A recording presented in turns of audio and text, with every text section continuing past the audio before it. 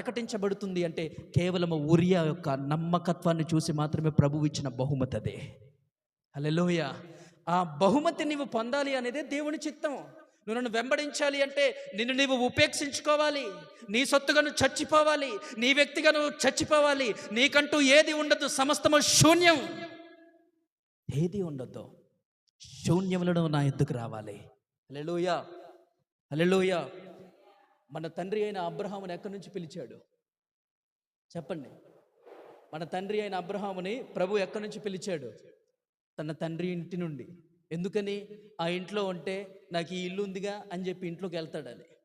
దేవుడు ఆ దేశానికి ఎందుకు నడిపిస్తున్నాడు? అక్కడ నిన్ను ఆశీర్వదిస్తానని ఎందుకన్నాడు? ఆ దేశంలో మాత్రమే దేవుని బలం పనిచేస్తుందా? ఆ దేశంలో మాత్రమే దేవుని కృప విస్తరిస్తుందా? ఆ దేశంలో మాత్రమేనా? కాదో. మరి ప్రభు ఏం కోరుకుంటున్నాడంటే నీకంటూ ఏది లేదు, వట్టి చేతులతో నువ్వు బయటికి రా.